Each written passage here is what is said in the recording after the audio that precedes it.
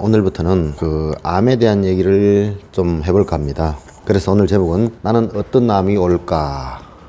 라는 제목을 잡아봤습니다. 이 말의 뜻은 뭐냐면은 그 누구든 다 암이 걸릴 수 있다라는 말들입니다. 또 기분 나쁘실지 모르지만 지금 여러분들 몸속에서 암세포가 자라나고 있는 분들도 있을 것입니다. 분명히 인정하고 싶지 않겠지만 암이라는 것은 그 누구든 다 걸릴 수 있는 것입니다. 역사적으로 보면은 암은 서기 5,000년 전에 이집트 피라미드에서도 발견이 됐고 3,500년 전에는 콜럼버스가 발견한 북아메리카에서도 암이 걸렸던 흔적이 있다라고 합니다. 그만큼 뿌리 깊은 병이고 그 다음에 넓게 퍼져 있는 그런 질병입니다. 이 암은요, 한 가지 확실한 거는 암은 체질병입니다. 체질병.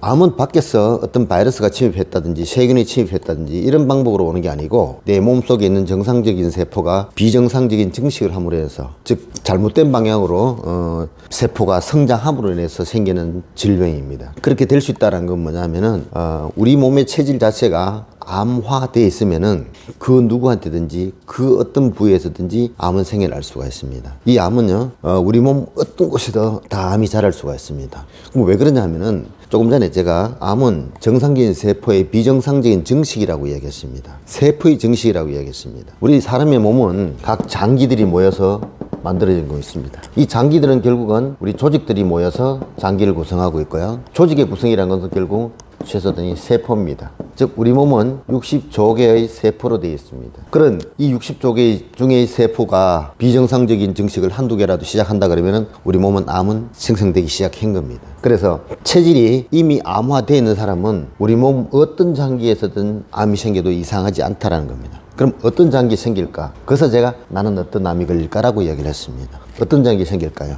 그것은 사람마다 틀립니다. 각 사람마다 타고난 어떤 체질적인 특성도 있을 뿐더러 그 장기들마다 또 취약한 장기가 분명히 있을 겁니다. 개인적으로 저 같은 경우는 간이나 위장이 약하지 않을까라고 생각을 합니다. 그래서 이 암은 내 몸이 체질 자체가 암화되어 있으면은 나타난 형태는 각각 다르게 나타날 수 있는 거죠. 머리 위에서부터 발끝까지. 우리 몸은 다 세포로 되어 있지 않습니까? 세포가 있는 곳에서는 암은 어디든 생겨날 수가 있습니다. 세포가 있는 곳에서. 이 세포의 변이니까. 그래서 중요한 건 이거겠죠. 누구나 암은 걸릴 수 있지만은 누구는 낫고 누구는 그것으로 사망하고 아니면 어떤 사람은 그걸로 오랫동안 고생하고 또 비정상적인 상황으로도 돼서 고생하는 그런 사람들이 많이 있습니다. 각각의 형태가 있어요. 그렇다면 거꾸로 이야기하면은 이 체질 자체를 암이 걸리지 않는 체질로 바꿔놓는다든지 그렇게 만들 수만 있는 것 같으면 우리는 암은 절대 걸릴 일이 없겠죠. 누구든 말입니다. 그리고 암이 걸렸던 사람들도 체질 자체를 바꿔버리면은 이 암은 자랄 수가 없어요.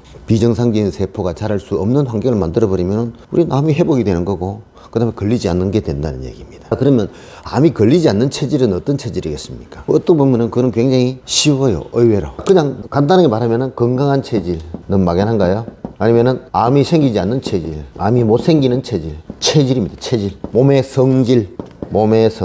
이것입니다. 그러면 우리는 앞으로 암을 막는 방법이라는 것은 특별한 방법이 없습니다. 우리의 몸의 성질을 암이 걸리지 않는 건강한 체질로 만들어 놓으면 우리는 암은 절대 걸릴 일이 없겠죠. 그리고 암이 걸리신 분들이라든지 아니면은 암으로 회복 중이신 분들도 체질 자체를 바꾸는데 노력해야 된다는 얘기가 됩니다. 그런데 이 체질이라는 것이, 체질을 바꾼다는 것이 어떻게 보면 굉장히 쉬운데 어떻게 보면 또 굉장히 어려울 수도 있습니다. 체질 변화 내지는 체질 개선, 이렇게 이야기할 수 있는데 결국은 변화가 개선이겠죠. 그러면은 이거를 체질의 변화를 좀 구체적으로 말씀드리겠습니다. 우리 몸은, 인체는 70%가 물입니다. 물로 되어 있습니다. 그러니까 우리 몸의 성질을 결정하는 가장 큰 요소가 우리 몸의 70%를 차지하고 있는 이 물에 의해서 좌지우지 될 수 있다는 것들이 되겠죠. 70%가 물이지 않습니까? 물론 그렇다고 해가지고 이 물이라는 것이 무슨 맹물은 아니잖아요. 그죠? 어떤 성질을 갖고 있는. 그것이 제일 첫 번째가 산도입니다. 산도. 즉 산도는 수소이온의 농도입니다. 이것이 우리 몸이 가장 건강할 수 있는 상태, 조건을 이야기하는 겁니다. 우리 몸이 건강해지려면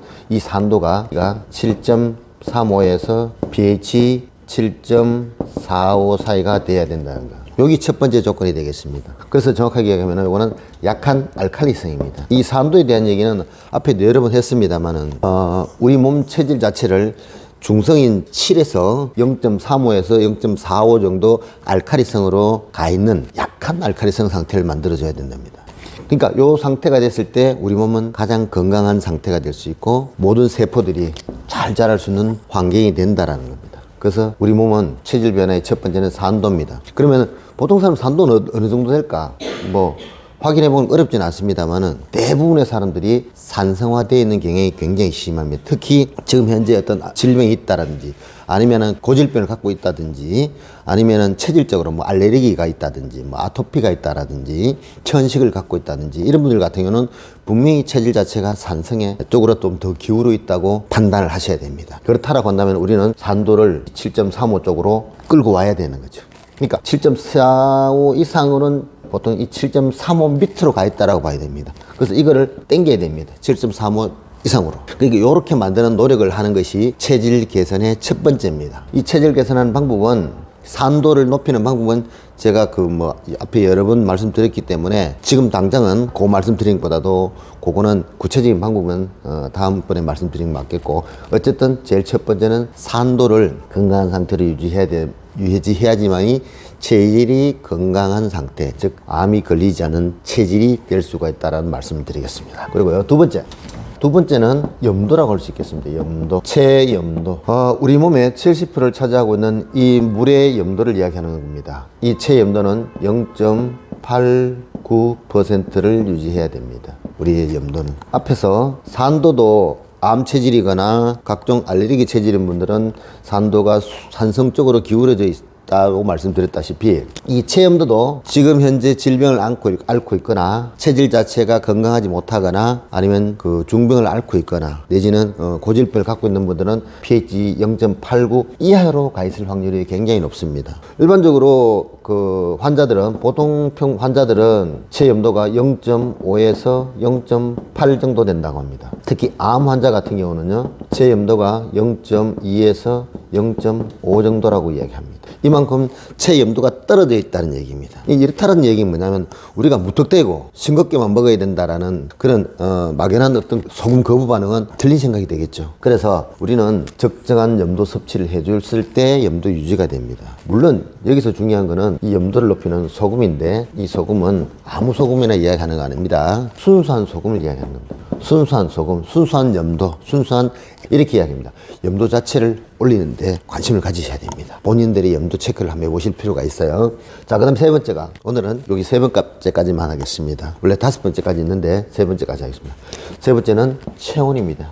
체온. 이미 많이 알고 있는 분도 있겠지만은 우리의 체온은 36.5도가 아닙니다. 인간의 정상 체온이 36.5도라고 이야기하지만은 이 36도를 유지하고 있는 사람들은 굉장히 드뭅니다. 우리가 지난 약 한 2년간의 코로나를 통해서 수없이 체온 측정을 해봤지 않습니까?